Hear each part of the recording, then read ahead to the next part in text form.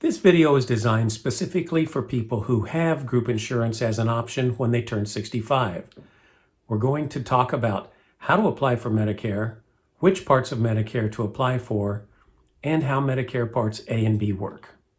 This is a picture of a Medicare card. As you can see, it is red, white, and blue. It'll have your name and your Medicare number on it. Now, if you're already receiving your monthly Social Security check, this card will be sent to you about 90 days before the month that you turn 65.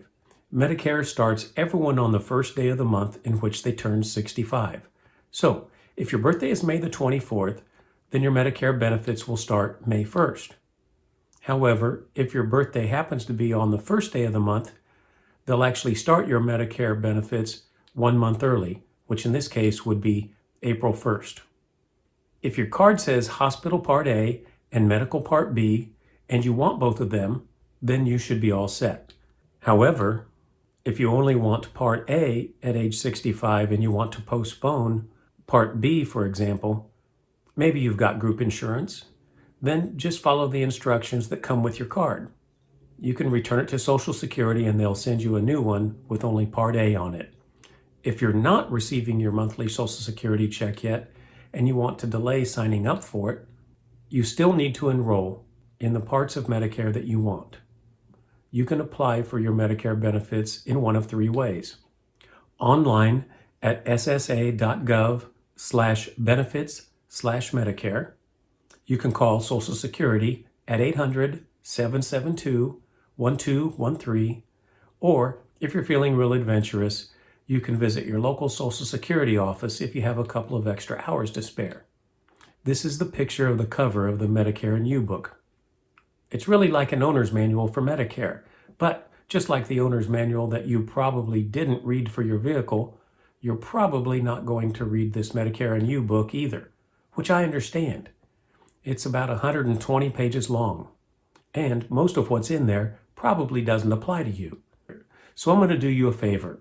I'll answer the most common questions that I get regarding Medicare, and I'm going to reference the Medicare and You book. When I get to something that applies to you, just pause the video and make some notes. I'm not going to read these pages to you because I don't want to waste anyone's time. Most people are eligible for premium-free Part A. In fact, in my 35 years, I've only dealt with 6 people who didn't automatically qualify for premium-free Part A. So when I say most people qualify for premium-free Part A, I mean most people. There's no drawback to signing up for Part A unless you're still contributing to an HSA, which is a health savings account. More on that in a moment. Now, the most common question I get from people who are turning 65 who have group insurance is whether they need to sign up for Part B of Medicare at age 65 or whether they can postpone it. This is a really good question because if you can avoid paying $144.60 a month premium, if it's not necessary, then that's a good idea. So, should you get Part B? If you're not sure, let's start with this. The most important words on this slide are the first 3 sentences. If you or your spouse are still working and you have health coverage through that employer, now let me repeat, is still working, then it might be to your advantage to delay your Part B enrollment. These are examples of the types of health coverages where you should sign up for Parts A and B because they're not considered to be, quote, still working under the previous slide. If you don't sign up for Part A and B and you're covered by these, you risk paying a penalty of late enrollment. Let's talk about group insurance. The next slide only applies if you have group insurance. These are questions to ask your company's Human Resources Department or their insurance rep. The answers will help you understand whether you should keep your group insurance or not. For example, I spoke with a guy who can keep his group insurance when he turns 65. His premium will be around $400 a month, just for him. He has a $3,000 annual deductible before any benefits are paid, and he doesn't take any expensive prescriptions. So I recommended that if he signed up for Parts A and B, yes, Part B will still cost him $144.60 a month, but he wouldn't need his group insurance if he bought a supplement to Medicare, which would cost him about $100 a month. His prescription drug coverage will cost him around $17 a month. So if we add that up, for about $250 a month, he would have great health insurance with only a $198 deductible on his medical bills. And that's a calendar year deductible. Here's my point. Don't automatically assume that because you're eligible for group insurance that you should definitely postpone Part B and stay with your group insurance. The questions on the next 2 slides will help you figure out what's best for you to do. If you're on group insurance, go ahead and pause. Same here. Go ahead and pause. If you have TRICARE, you generally want to enroll in Parts A and B at age 65. If you have coverage through the marketplace, you should sign up for Parts A and B at age 65, because once you become eligible for Part A, you'll no longer be eligible for any of the subsidies that you may have been enjoying as a member of the marketplace. And I told you we'd have more on the HSA. Here it is. If you have an HSA, go ahead and pause. Now, this chart is called the IRMA chart. IRMA stands for Income Related Monthly Adjustment Amount. The idea behind this chart has to do with how much you're going to pay for your Medicare Part B premium based on what your income was 2 years ago. So this has to do with income in 2018. You can see if you're an individual and you made more than $87,000 in 2018, or if you're married and you made more than $174,000 in 2018, you'll pay more for your Part B than everyone else. Now, let's talk about Part A of Medicare. This takes care of you when you are in the hospital. Medicare is going to pay the entire hospital bill except for the first $1,408 deductible.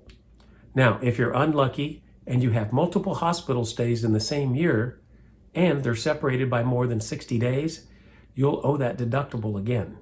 In fact, if you have poor timing and bad luck, you could actually pay that deductible 5 times in a calendar year. Part B of Medicare. This is the one that's optional. Most people pay $144.60 each month. For your medical bills, Medicare says you have to pay a calendar year deductible of $198. After that, Medicare is going to pay 80% of the approved amount, and you would pay the other 20% of the approved amount plus any excess charges. Now, the most important thing to realize about Medicare Part B is that your 20% share does not have a cap. Most of us are familiar with insurance where our 20% share may be capped at $1,000 or $3,000 or $5,000. But with Medicare, your 20% share is unlimited. So if you had a $40,000 or $50,000 worth of medical bills, that 20% share can run into the thousands of dollars rather quickly. Our final slide covers Part D, which is the prescription drug part of Medicare. We're not going to spend much time on this because I'll have a separate video covering that. Briefly though, Part D is a partnership between the Medicare program and private insurance companies. And there are about 30 to 40 different plans available in most states. The simplest way to choose the best plan for you, which would be based on the drugs you take, is to go to medicare.gov and click on Drug Plan Finder. Now, I've done my best to give as much pertinent information as possible, but please understand, with over 3 million people turning 65 this year, it's virtually impossible to answer everyone's question in this format. So, if you have a question, feel free to call me at 800-465-3164 or visit our website. Now, by this time, you should have a good idea of whether you want to keep your group insurance at age 65 or whether you'll need supplemental coverage. So that's what our next video is going to cover. We'll discuss the differences between original Medicare and the alternative to original Medicare called Medicare Advantage. If you have questions or comments, please put them below. Please subscribe so you'll have access to all the videos in this series. And finally, please share this video with anyone you know who could use this information. Thanks.